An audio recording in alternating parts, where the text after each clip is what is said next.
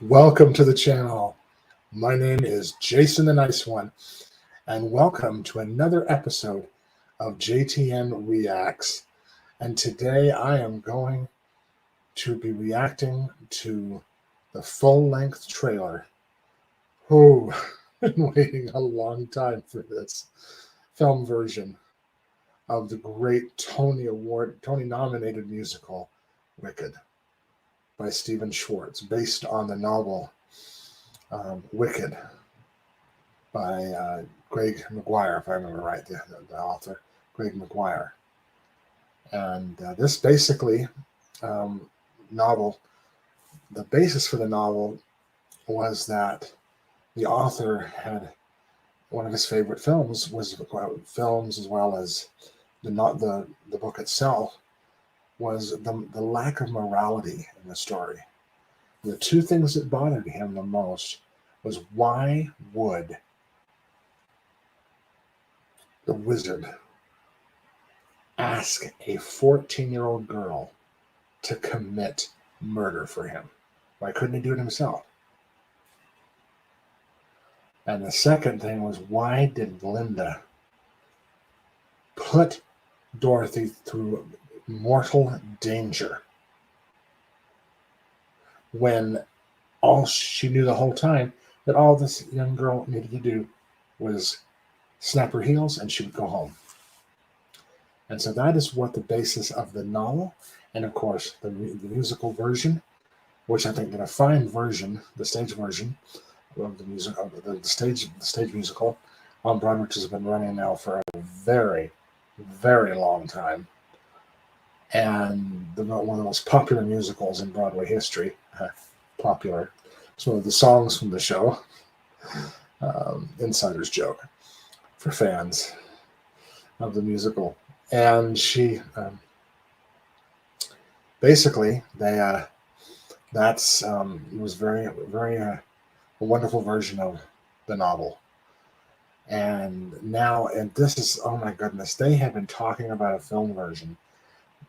From my memory, first time I ever heard inklings of musical version of Wicked, which everyone's been saying there's so many great things you could do with this musical.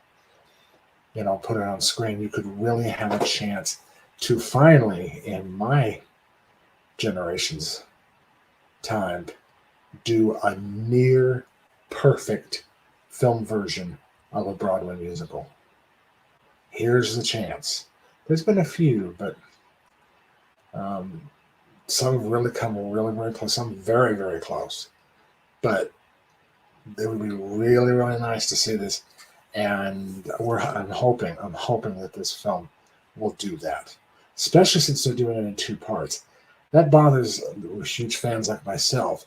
It doesn't, because there's so much material on stage that it's basically, the idea of it is basically that this is before Dorothy drops in, there's so much more that's went on.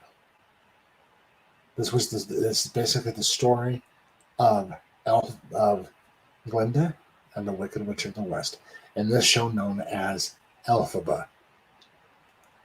And the crux is, are people born wicked, or do they have to have wickedness thrust upon them? Gives me chills. It's a perfect basis for a show, and everyone involved did such a great job on Broadway. And that's basically all those different scenes that you'll see. You see all of these things, they talk about her childhood and all these things, all these elements they couldn't do on stage. They couldn't. Well, on film, ta-da, you can do whatever you want. And that's why, to me, a two-parter, they've done this, because only the audience's attention is only going to hold out as long as their butts. And when they get sore, they're going to get up and leave. They're not going to stay. Or they're going to be squirming so bad and in pain so much they're not going to enjoy it. So this is why I personally feel is why they're doing this in two parts. It makes total sense. Total sense. So that's basically the basis of the musical, and why I'm excited to see this. And I'm going to go ahead and watch the trailer. This is the first time I've ever seen it. It's been a while. I've been so busy. Oh my gosh, it's been out for quite a while, but I've been kind of avoiding it. I've been so scared because I really, I mean, love this musical is the understatement of the millennium. I'm obsessed. It's like, don't screw up Wicked.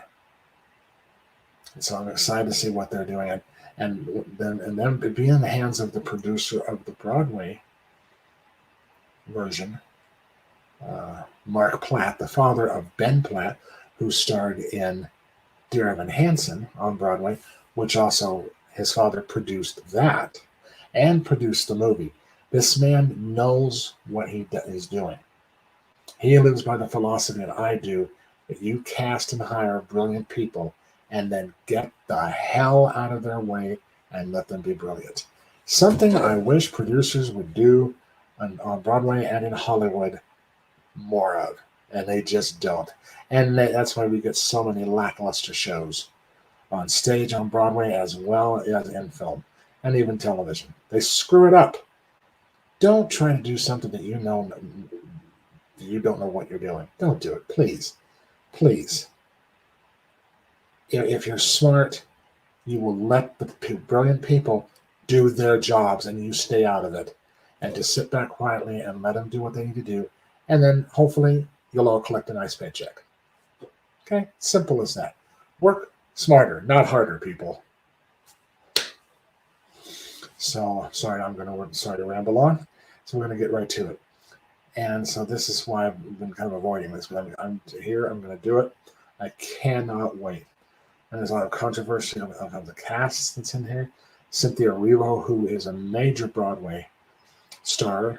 She really came to fruition, known to Broadway audiences in the film, in the stage musical version of The Color Purple, as in the leading part of Celie, which in the original film was played by Whoopi Goldberg. She did a fantastic, magnificent job. The woman has acting chops. This woman has been doing it for so long. She knows what she's doing. She does not any punches. She's not just delivering a line. She is going for it. I was taught as well as professional actors, you raise the stakes whenever you make a decision. You have a backstory. You have a reason why you're doing what you're doing, and you have fears and all these things. You go into a situation, a scene, and you play them realistically. You do whatever you have to do to portray that to the audience. No matter what it is, you do it. Don't hold back. Go for it. And that's what she's known to do. She did that in Broadway in Color Purple. And so I have confidence that she's going to do that here. As well as Ariana Grande, there's so much criticism. They're like, she's just a pop star. She's so young. And oh my gosh, her performance in Hairspray for NBC was horrible. She had no character arc. She just played it the same way the whole time. Well, yeah, I kind of agree with that. But, actors grow and they learn and develop. You got to give them a chance. And if given the right material and the right people, in this case, the wonderful actress, Kristen Chenoweth, who originated the role of Glinda on Broadway, coached her. She was a huge fan of hers. She met her backstage when she saw the show as a little girl. They became very close friends.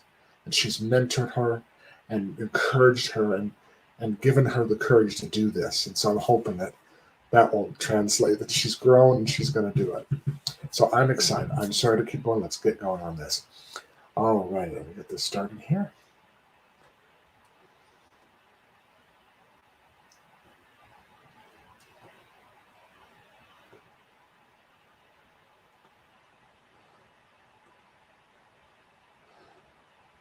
See if I can now do this the right way. There we go. All righty, here we go. Are people born wicked? Ooh. Or do they have wickedness thrust upon them? beginning of the show. Oh my gosh. Oh. Oh. You're green. Oh my gosh. She sounds just like Kristen Chenoweth. She just, I mean, complete homage and love to her. That's something that I really believe that you should do. That you make your performance original, your version of it, but paying homage to the past and what worked, and also doing your own is what really makes it a great thing. Don't try to duplicate and just do Kristen Chenoweth's, performance. You do your own thing. Oh my gosh, I love that voice. And oh, Cynthia Erivo here. The look, isn't she beautiful? And the fact I love those glasses. Wow. That's an homage to the original costume and the stage version and that beautiful hair, that long braid. Oh, this is so exciting. Yeah. Welcome, new students. Oh, wow. Shiz University. Oh, it's more beautiful than I could have imagined. Oh, wow. Glinda and her entourage. I'm not to spoil anything. Her character, Glinda, in this one, comes from a very rich and wealthy family. To Shiz University. Whoa. Fiero. Wow. Brian Hansen. Miss Elphaba. You can room with. Oh my gosh, Michelle Yeoh. I was so excited to hear that she's playing Madame Marble. This is a very complex character, and it can be played in any way you possibly want. There's no specific. She's not connected to anybody. She's not related to anybody, married or anything like that at all. She's just every type of person, every race, creed, shape has played this. Every age has played this character. And I've seen some great ones playing Michelle Yeoh. I mean, come on. First time I ever saw her was in Crouching Tiger, Hidden Dragon. If any of you have seen that, you know what a magnificent actress she is. And did not know that she could sing. I'm excited to hear that. Madame Marble doesn't have a lot of songs. She has little bits here and there, but not a lot. But I know she's going to do great with this role. There's some real depth to this role. With Miss Galinda. Oh, popular. I know about popular. Oh, I saved you some space, by the way. Oh, wow. Oh, the space. Oh, the space they do it. Oh my gosh, it's perfect. All pink.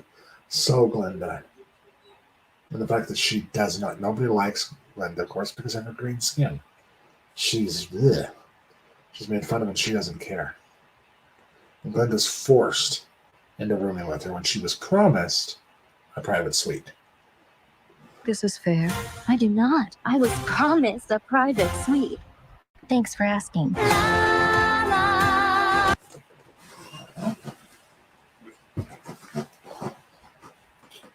Okay, I was just talking about making a role your own. Wow. I mean, you couldn't do that on stage. There's no way. No, an actress would hurt herself. No stage manager equity rules would not allow an actress to do that. And she's just going all out. Yeah, this character is very self-centered. She's an idiot. She's a blonde. And she's just, almost kicking her in the forehead. And poor Elphaba's just sitting there like, what are you doing? You're trying to kill me, you stupid woman. Oh, talk about stakes being raised here. Hugely here. This is not just a pop star, and this is not the girl that was in Hairspray and played Penny. This is not the same actress. Oh, please. I've been doing this for over 40 years, ladies and gentlemen. That is not the same actress. She is just doing everything else. She's going at it. She has such a love for this musical, and it shows. Wow. Oh my gosh.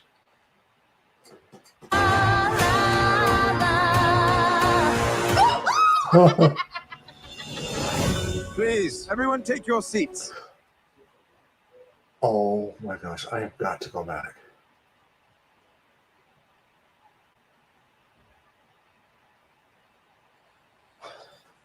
They're going very realistic. Now, this character is about talking animals. The animals talk, and they went with an actual realistic goat. So they probably using some CGI here. Can't tell.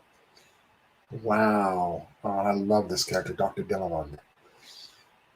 Oh. And he teaches sorcery at this university. Oh my gosh. Oh, that's amazing. Everyone take your seats. In today's Oz, a real sorcerer who possesses true magic has become all too rare. Absolutely remarkable. That was you who made all that happen.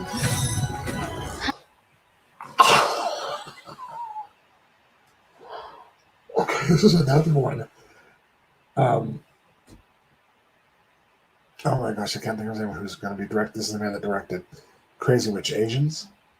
And I think one of those musicals that is basically perfect.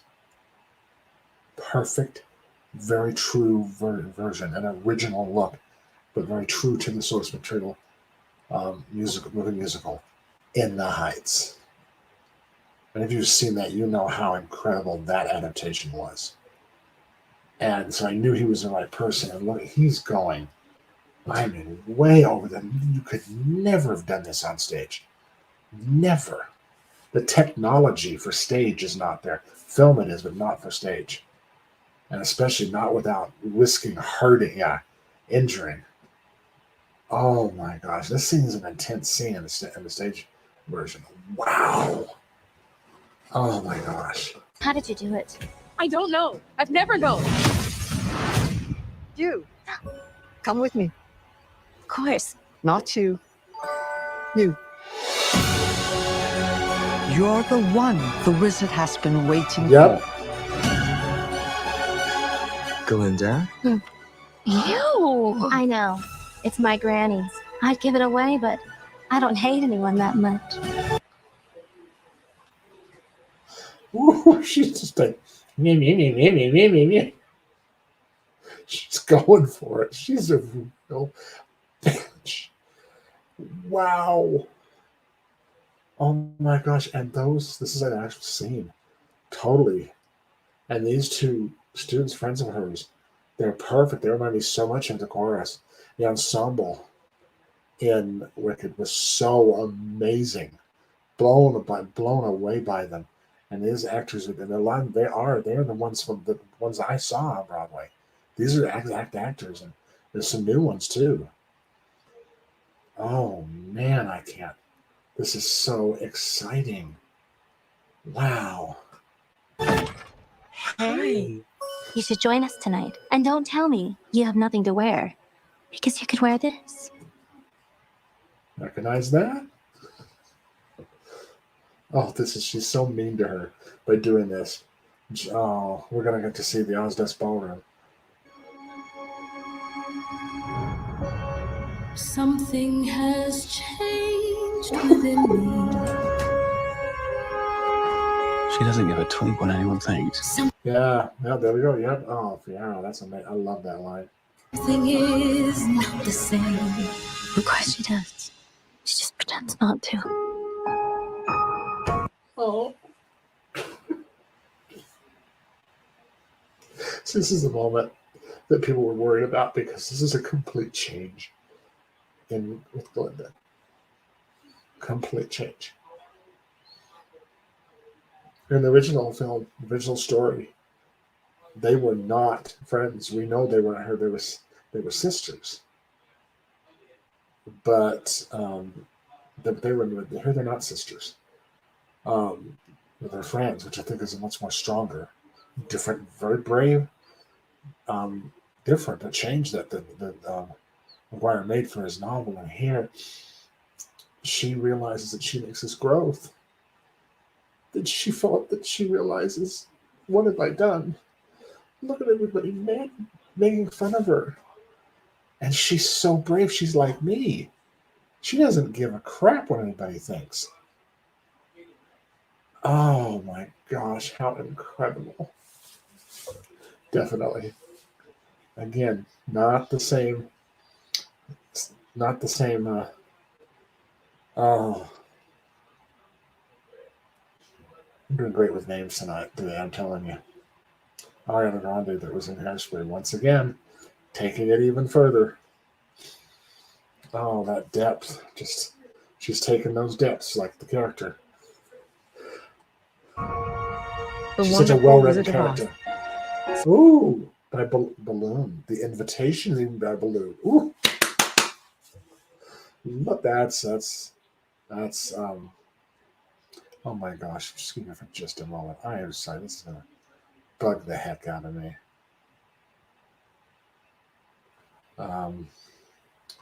IMDb here, my goodness gracious. Great. I think I always want to get older, we start having memory issues. John M. Chu, thank you. Oh. Okay. Alrighty, yeah. Oh, this is so him. His style.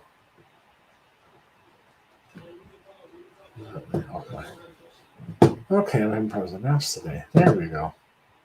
Summons you to the Emerald City. Come with me. What? Oh, I To love meet the that wizard. I'm train. coming, Tessely. This is your moment. I'm coming.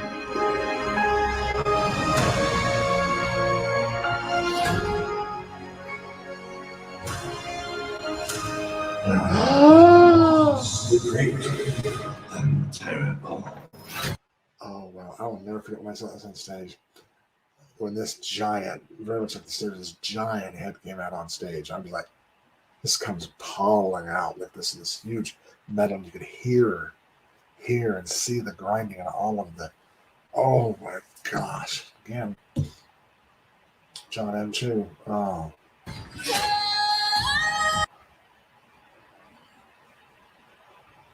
Jeff Goldblum as the wizard. Wow. I didn't know he could sing either. Oh, what an incredible character actor to play this part. Oh, look at his eyes. That look. Oh.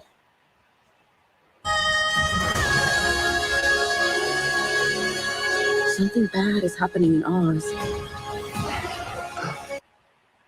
Oh, the winged monkeys. Dang. Yeah, they were the military. In this version of the story, they were the military for the wizard. Originally. The best way to bring folks together is to give them a real good. Okay, see another thing. This show is very, very political. Very, and it does not shy away from it. This is very political about the fact, about politics, about how politicians use things to distract the people, to get them where they want them.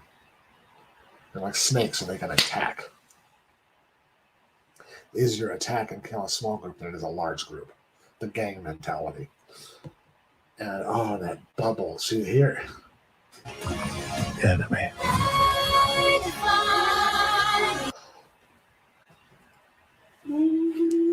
Talk about political.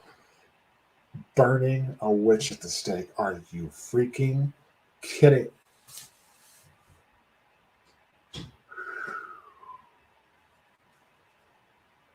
John M. Chu is really taking a leap of faith, a huge risk here. Oh my gosh, like the witches of Salem. And we burn people at the stake that we don't like. This is why this musical is very popular with the LGBTQIA plus community. Because they feel like people are threatening to kill them because they're different. They don't like who they are.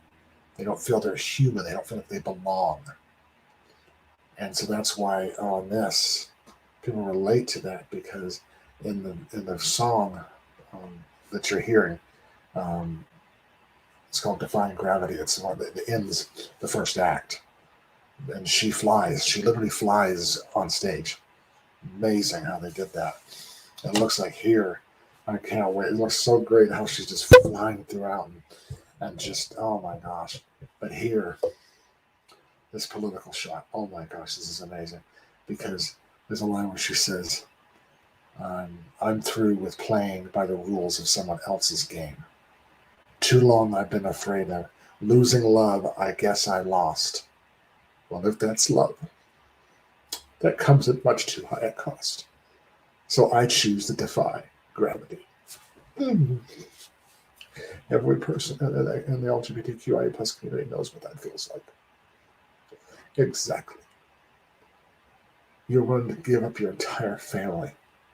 Because like if you're not going to accept me, you want to support people, you want to let us support people that want to kill me. Bye-bye. I have no room for toxic people in my life.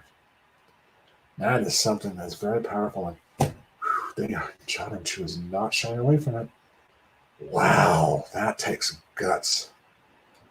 Well, most movies are trying to shy away from that. It'd be all fluff and please the mass. I want to be happy. I don't want to see any crap. Sad crap. Well, whatever. Look at that. No real power.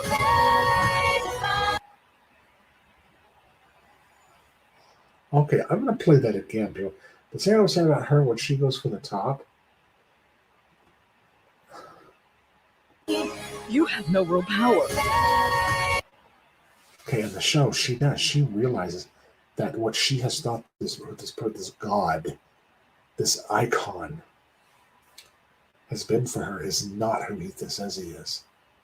And he's using her for his own political gain. He's using the scapegoats. And my gosh, he's using scapegoats, and he's using her so that she can, oh my gosh. And she just says, that's it, I'm done. Screw you. And she goes, I'm not participating in this. She pays an ultimate price. Ultimate price for it. Wow, look at her. She does that. She simply does it. I mean, look at those fear in her eyes. She is so, it gets me right here in the gut. Watching her, and she goes again, all holds barred, and lets the audience. She goes where the audience is too afraid to go. That's our job as performers. So that through us, in a safe manner, you can experience being what that feels like to be that intimate and that fearful, and why people do what they do.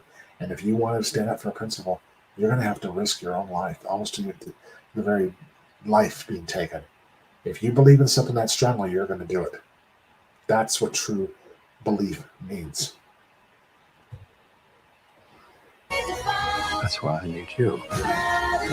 Don't let her get away! This wicked witch.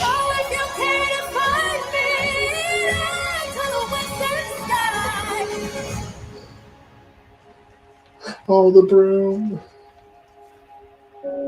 Don't be afraid.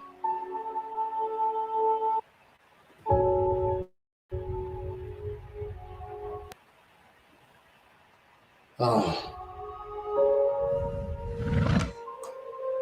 I'm not afraid. It's the wizard who should be afraid of me. It's the wizard who should be afraid of me.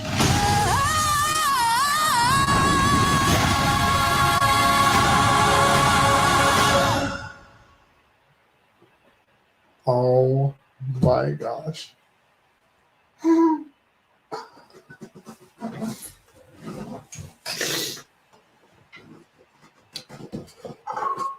Take me that hit. Oh my gosh. Oh my gosh. Just a moment. I'll be right back. Just a moment.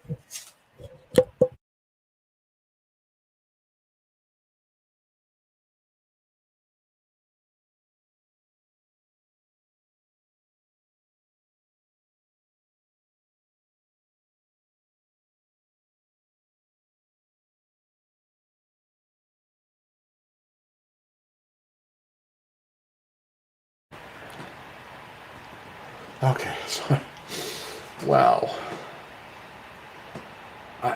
I can't even get together the words. Exactly what I've talked about, what I wanted. Here we go.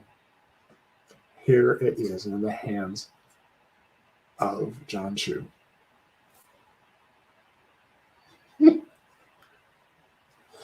I am so excited. I cannot believe we have to wait till Thanksgiving. But I can't wait. I can see now why they're doing 2 parts. I'm not afraid at all. Oh, like there's a shot and you see the little alphabet. Oh yeah, I knew stuff like that was gonna happen. We get to see the backstories that they only talk about in the show. They show a little bit, but not much. Now they can give into whole details and see everything where these two girls come from where Galinda and where Alphabet come from. And who knows all these other backstories, you know, maybe Dr. Dillamon, the talking goat. Some of these are the wizard himself. Madame Morrill, we get to see their backstory. That's why 2 parts. I can't wait. Oh my gosh. I'm very, very hopeful. I'm very, very hopeful. Oh, wow. Now, ladies and gentlemen, thank you so much for watching this video. I appreciate your support and love that you have for this channel. I appreciate it so much more than you ever know. If you haven't hit the like button, please do so. And also as well, if you hit the subscribe button if you haven't subscribed yet. That's that way you can get information about things that are uploaded to the show and events to the channel as well. And it just helps. It keeps the lights on. We don't get rich by this stuff. It's just period. It doesn't. It helps keep the lights on. That's all it does. And I appreciate any help you can give in any way possible, in any form possible. It's appreciated. And also, please do not forget to leave a comment. That also helps. It helps. It encourages, and YouTube looks at that in order to decide how wide of an audience they advertise the channel and these videos. So that really helps, and it costs you. It doesn't cost a penny. So I hope that you will do that. Again, thank you so much for being here. And before I take off, I just wanted to please for you to remember. And this music really does teach that. That's why you see I'm wearing green. Alphabet is the character I related to in this show. That's why I love this show so much. But please remember that you are enough. You are more than enough. It is amazing how enough you really are. And also don't forget that you are of infinite worth. And this world truly, really, desperately needs you in it. Don't give up. You're worth it. And please don't ever let the foolishness out there steal your bliss. Until next time, this is Jason the Nice One. We'll talk with you soon.